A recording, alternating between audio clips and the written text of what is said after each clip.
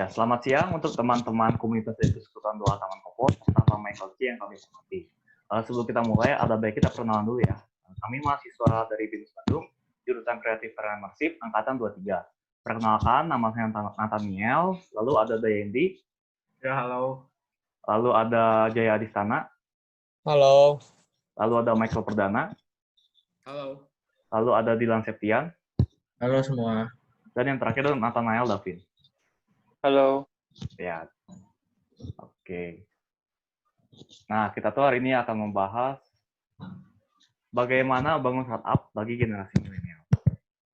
Nah, sebelum kita masuk, ini ada kesepakatan kita bersama ya. Yang pertama tuh, dimohon partisipan untuk memute atau menonaktifkan mikrofon kalian, agar tidak mengganggu jalannya sesi hari ini. Lalu yang kedua, kalian tetap fokus dan memperhatikan apa yang kita sampaikan ya. Lalu yang ketiga, jika ada pertanyaan, serta permission, misalnya seperti suara kita putus-putus, kalian bisa memberitahu kami melalui chat. Ya, jadi kalian tahu nggak sih startup itu apa? Mungkin beberapa dari kalian juga tahu, atau ada yang sudah mulai mencoba membangun startup. Nah, kalian juga pasti tahu nih aplikasi Tokopedia ataupun Gojek. Mungkin di HP kalian itu ada salah satu aplikasi tersebut. Nah, mereka itu merupakan sebuah startup yang sudah berkembang ya saat ini. Nah, contoh itu kayak Tokopedia. Tokopedia itu membantu kita dalam membeli suatu barang agar tidak keluar rumah nih. Jadi kita cukup membuka handphone kita, membuka aplikasi Tokopedia, lalu mencari apa yang kita butuhkan, tinggal dan memesannya. Nah, sama halnya kayak Gojek. Kita juga kalau ingin bepergian kemana pun, tidak perlu mencari ojek pangkalan ataupun hal lainnya. Kita hanya perlu membuka aplikasi Gojek, lalu menentukan tujuan kita kemana, dan memesannya. Nah, kita jika ingin membeli sesuatu seperti makanan, kita juga bisa memanfaatkan aplikasi Gojek ini. Nah, berdasarkan hal tersebut, dapat kita simpulkan nih kalau startup itu berarti suatu usaha yang problem solving atau dapat menyelesaikan permasalahan yang ada di masyarakat. Nah, jadi dalam bangun startup kita tuh harus tahu nih apa sih yang dibutuhin masyarakat, apa sih yang dapat membantu mereka juga. Nah, itu yang disebut sebagai startup. Lalu startup dikatakan sudah besar juga kalau sudah memiliki beberapa cabang, kayak contohnya tuh kayak Google itu kan udah ada perusahaannya gede itu dan punya pekerja yang lebih dari 80 orang, itu sudah dianggap sebagai perusahaan yang besar atau bisa kita bilang bukan startup lagi. Ya, sekian dan selanjutnya akan dijelaskan oleh Nathanael. Nah, terus ada 3 faktor yang membangun startup. Yang pertama itu ada founder, yang kedua ada investor, dan yang ketiga ada produk. Untuk founder, artinya itu orang yang memiliki ide pertama kali dalam membangun sebuah usaha. Nah, di founder itu saya ambil contoh itu William Tanuwijaya dan Leon. Mereka berdua itu sebagai pencetus ide pertama kali untuk usaha Tokopedia. Selain itu, dia tuh juga dibantu oleh Victor. Victor itu juga sebagai investor. Nah, untuk investor sendiri itu memiliki arti orang yang berinvestasi pada perusahaan untuk mendapatkan keuntungan. Nah, Victor tersebut menjadi investor bagi Tokopedia, sekaligus menjadi co-founder dan memegang saham 80% dari Tokopedia. Untuk produk itu berupa barang atau jasa yang dijual kepada konsumen. Nah, produk barang itu saya ambil contoh itu makanan. Makanan itu kan sudah banyak yang jual di luaran sana. Nah, dengan itu saya akan menginovasikan makanan tersebut agar berbeda dari kompetitor, seperti dari segi kemasan, dari segi rasa, dan dari segi harganya. Nah, untuk produk jasa, saya ambil contoh itu jasa e-commerce Tokopedia. Nah, jasa e-commerce pada masa pandemi ini tuh sangat berguna gitu ya, karena untuk mengurangi tingkat korban COVID gitu. Jadi biar menjaga jarak satu sama lainnya. Ya.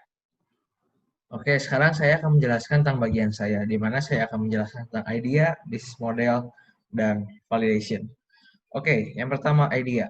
Mungkin ada sebagian dari kalian yang berpikir bahwa idea itu tidak terlalu penting untuk membangun startup. Nah, bagi kalian yang masih berpikir seperti itu, sebenarnya kalian itu salah. Karena sebenarnya idea ini tuh merupakan hal yang cukup penting atau hal utama yang sangat penting dalam pembangunan startup. Nah, saya akan ambil contoh seperti dari pengalaman saya dan rekan bisnis saya kemarin, di mana kita menjual sebuah produk kuliner dan kebetulan ada konsumen yang beli produk kita. Dan setelah itu konsumen tersebut memberikan ulasan-ulasan kepada kita bahwa katanya produk kita terdapat masalah di mana. Produk kita punya rasa yang kurang gurih sehingga itu menjadi beban masalah buat kita. Jadi kita tuh harus melakukan tahap-tahap di mana kita tuh harus mencari lewat referensi online dan kita juga harus berdiskusi dari masing-masing anggota dan menerima kembali kritik dan saran dari mereka. Nah, sesudah itu baru kita satukan semua ide yang telah kita temukan untuk membuat inovasi dari produk kita supaya lebih menarik lagi. Nah, yang kedua saya akan menjelaskan tentang bisnis model. Bisnis model ini merupakan sebuah konsep bisnis yang pada dasarnya dengan menyederhanakan strategi dari perusahaan dan biasanya dibentuk dalam bisnis model canvas yang nantinya akan dijelaskan oleh Dayendi.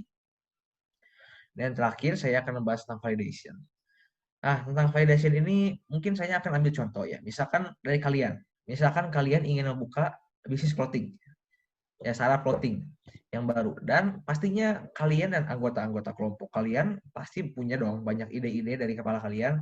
Nah, oleh sebab itu, kalian tidak bisa memakai semua ide yang ada dari kepala kalian untuk pelaksanaannya. Nah, karena akan menghabiskan lebih banyak dana ataupun banyak waktu. Oleh sebab itu, kalian perlu melakukan yang namanya validasi ide ini, supaya ide yang setelah kalian pikirkan itu bisa terfilter sehingga menyisakan ide-ide yang hebat. Nah, bila kalian sudah mendapat ide-ide hebat itu, ya tentunya kalian bisa pakai untuk pengaplikasian kepada produk kalian ke depannya. Nah, misalkan saya ambil contoh nyata nih. Misalkan kita sebut saja perusahaan Rolex. Nah, perusahaan Rolex ini tuh mereka tuh mengakui mereka tuh punya banyak-banyak ide untuk mengembangkan produknya. Tapi mereka tuh memilih ide yang sangat bagus buat mereka di mana mereka ingin sekali meningkatkan kualitas gambar dari produk yang mereka jual itu. Nah, karena mereka yakin dengan peningkatan kualitas gambar dari produk yang mereka jual, maka konsumen akan lebih tertarik dengan produk mereka sehingga banyak konsumen yang akan banyak membeli produk mereka ke depannya. Oke, sekarang lanjutkan oleh Michael Perdana. Nah, langkah keempat yang harus kalian lakuin ketika kalian ingin membangun startup yaitu bisnis plan. Bisnis plan hal yang wajib kalian miliki nih, terutama bagi kalian yang ingin menggunakan jalur investasi sebagai modal buat ngebangun bisnis kalian. Investor tidak hanya melihat ide bisnis kalian yang bagus, tapi juga melihat bisnis plan kalian. Karena bisnis plan kalian itu bisa menunjukkan kepada investor bahwa bisnis kalian itu ke depannya ingin dibawa kemana sih, terus strategi kalian itu seperti apa. Sehingga bisnis plan yang bagus itu bisa mempermudah investor dalam mempertimbangkan bisnis kalian untuk mereka danai. Nah, selanjutnya, tentu kalian membutuhkan uang untuk membeli kebutuhan awal dalam menjalankan bisnis kalian kan, seperti membayar kebutuhan bulanan, terus buat menginovasikan produk kalian. Nah, ada beberapa sumber dana yang bisa kalian pakai untuk mencari funding, seperti angel investor, dana pribadi, dana dari teman atau keluarga, dan kan bisa juga melakukan elevator pitch. Nah, ini balik lagi nih ke diri kalian masing-masing.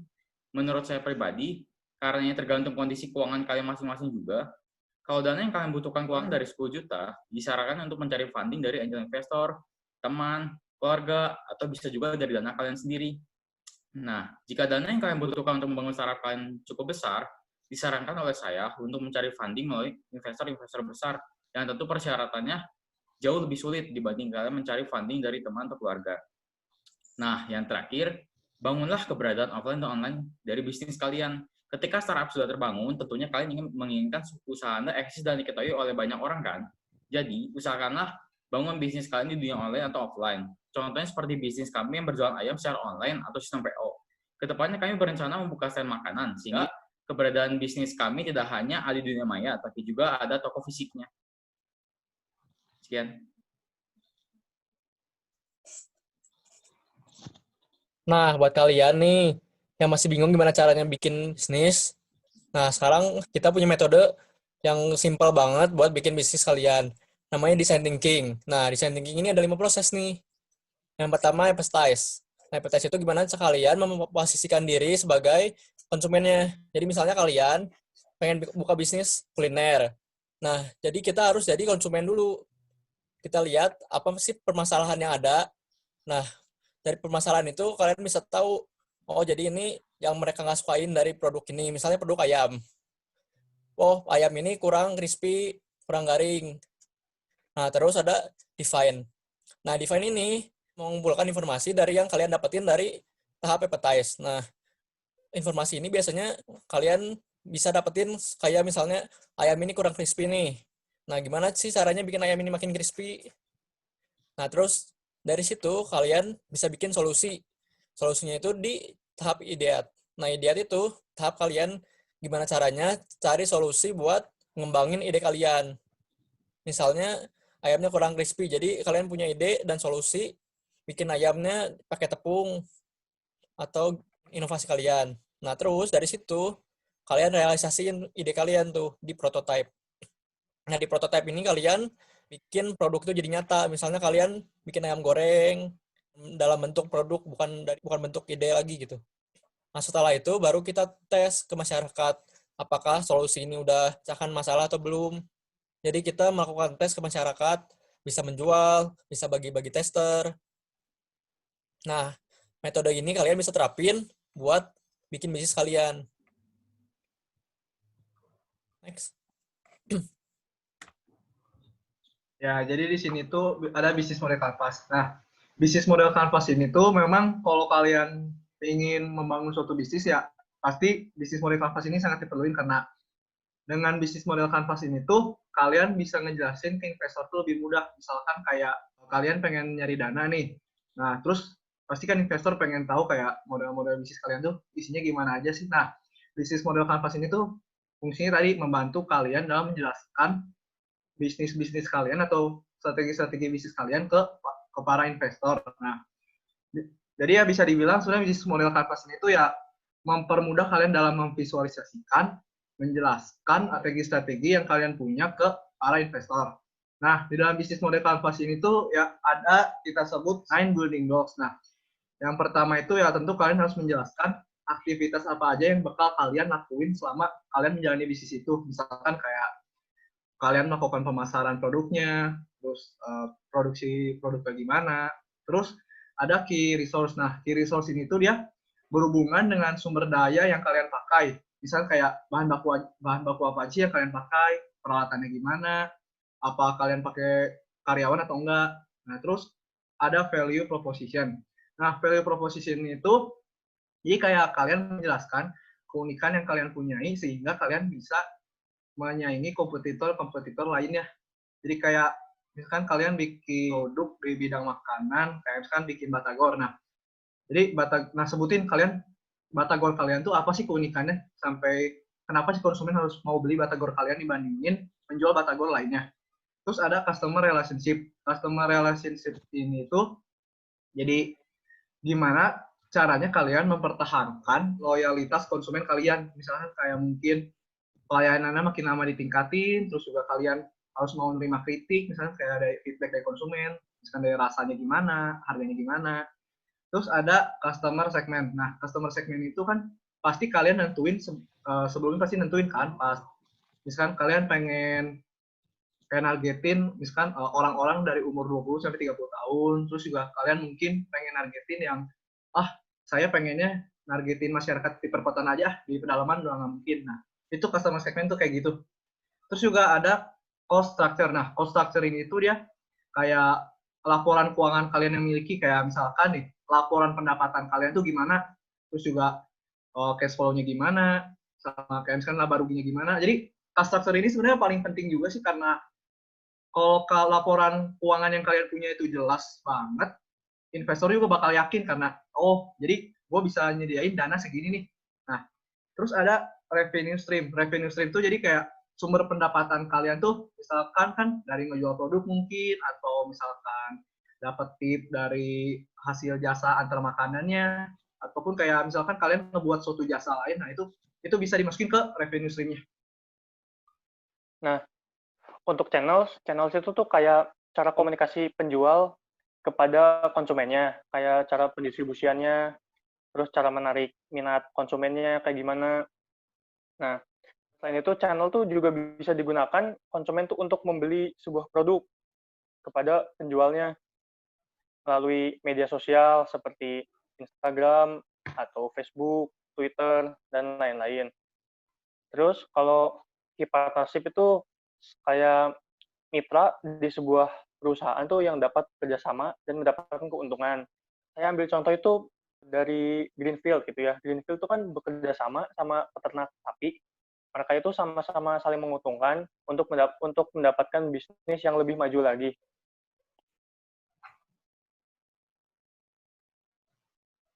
Ya, sekian dan terima kasih. Terima kasih. Terima kasih.